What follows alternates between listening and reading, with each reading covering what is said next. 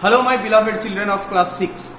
Today we are going to discuss about one very simple topic, that is chemical formula. Because what I have observed most of the times when you write the formula, you do a very small little mistake. So before I talk about formula, what we must learn is that is symbol. Because from symbol only formulas are made. Now you call symbol or formula. Both of these are what? Both of these are shorthand notations. Shorthand notation. Like we all use abbreviations. Say for WHO is WHO, World Health Organization. So as we all use abbreviations, so in chemistry also to represent few substances, we use shorthand notations. We call them symbol and formula. Now symbol and formula are not very same. Why? Because from symbol we signify one atom, and by formula what we signify one molecule, right? But now you know elements are made up of one type of atoms.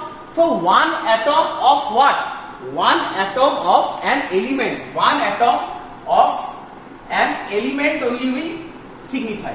But when we signify one molecule by any formula, molecule is the part of one compound also and one element also, right? Elements are also consisted of molecules.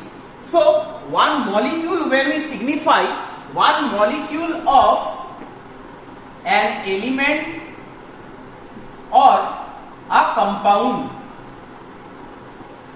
Understood? So this is the basic difference. By symbol we represent one atom of element, because we cannot say that this compound has this atom, because when we call compound, the smallest particle of compound is molecule, not atom. Suppose I am telling about water. Can you write the symbol of water, or can you write one atom of water? No. When we say water, we write what?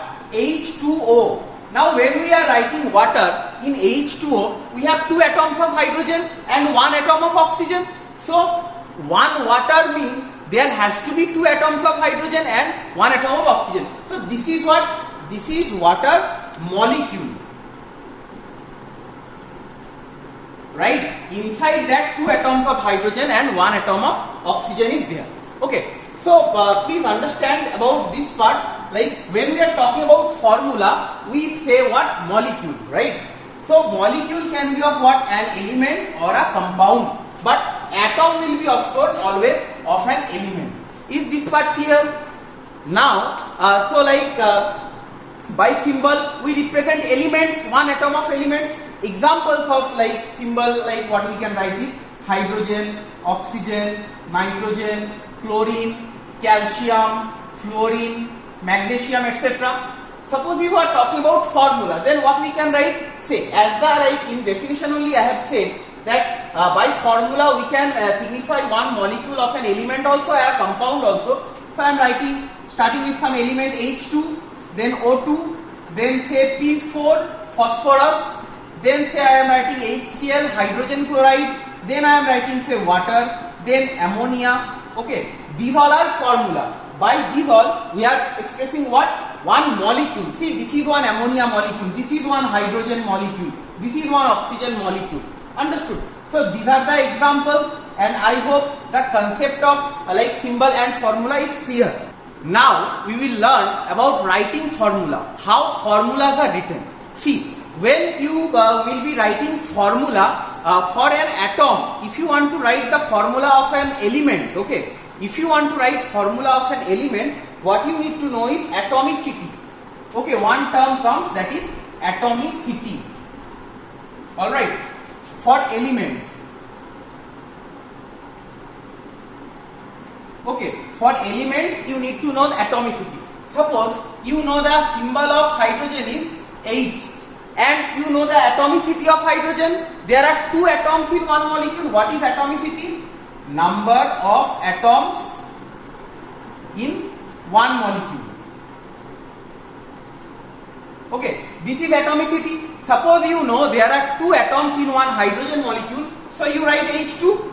Suppose I ask you to write the formula of ozone. You know ozone is basically like consists of oxygen atoms. So the symbol of oxygen is O, and if you know that there are 3 atoms in one molecule of ozone, so you write O3. Similarly, if I ask you to write the formula of nitrogen, you know the symbol of nitrogen is N, and there are 2 atoms of nitrogen in one nitrogen molecule, so you can write N2. Okay, so what we can summarize is to write the formula of element. Okay, symbol and here atomicity. I hope you understand this part very nicely. Okay, because see, N is what symbol, 2 is what atomicity, H is what symbol, 2 is what atomicity, P is what symbol of phosphorus, 4 is atomicity of phosphorus, so P4 is the formula. So this is the clue to write formula of element, symbol, then a little down atomicity. Okay, in this way. Now, if you want to write formula of compounds, okay, if you want to write formula of compounds, you need to know one term, that is valency. Alright, valency is what? Combining power or combining capacity. Combining capacity. We all have capacities. So any atom or radical, they have some combining capacity that with one atom they can combine 2 or 3 with one atom of hydrogen or something like that. Okay, we will discuss valency afterwards. So, like for writing formula of compounds, you need to know valencies. Now, I believe that the chart of valencies of different atoms and radicals you can see in the screen. Okay, now suppose I will write the formula of hydrogen chloride. See, like as you can see, the valency of hydrogen is what? 1. The valency of chlorine is what? 1. Right? So now you do what? You do zigzag. With hydrogen you will bring the valency of chlorine 1. With chlorine I will bring the valency of hydrogen. So Cl also 1, but 1 we don't write. So we will write the formula as HCl. H1Cl1 we won't write. Okay. Then let me give you another example. Suppose you want to write the formula of ammonia. Now you know ammonia is made of nitrogen and hydrogen.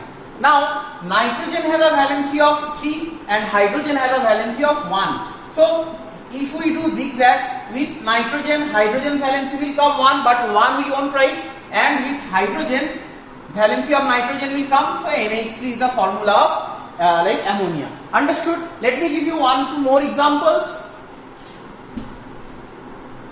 Suppose you want to write the formula of the formula of carbon dioxide, C and oxygen. Now carbon's valency is 4 and oxygen valency is what?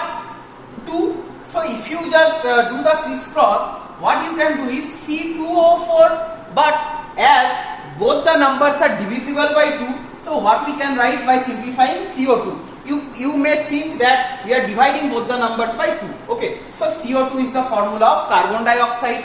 Understood? Let me give you the example of phosphorus pentoxide, a very important compound. What you need to learn later on, that is phosphorus pentoxide. Phosphorus pentoxide. Now oxide means what? Oxygen, and phosphorus means what? P. Now phosphorus valency is 5 and oxygen valency is 2. So what will be the formula? P2O5. Understanding? In this way we write the formula. Okay. So now what I will do is I will give you example of some compounds where some radical is there. Suppose aluminium sulfate. Aluminium sulfate. So the symbol of aluminium is Al. Aluminium has a valency of 3 and symbol of sulfate radical, formula of sulfate radical, because for radicals also we use the term formula, not symbol. Sulfate has a valency of 2. So now we will exchange. With aluminium 2 will come and with SO4 3. SO4 3. Now see, now if you write 3 here it will be wrong because it is looking 43. So what you have to do is you have to give a bracket and you have to write 3 outside, because this 3 you are putting for entire sulfate. Alright, let me give you one more example of ammonium carbonate. Ammonium carbonate.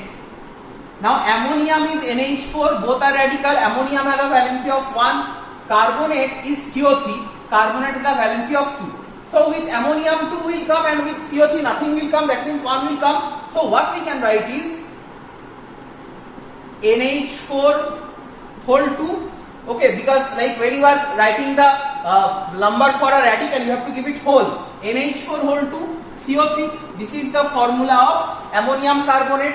So I hope now you can write the formulas of different compounds and elements better.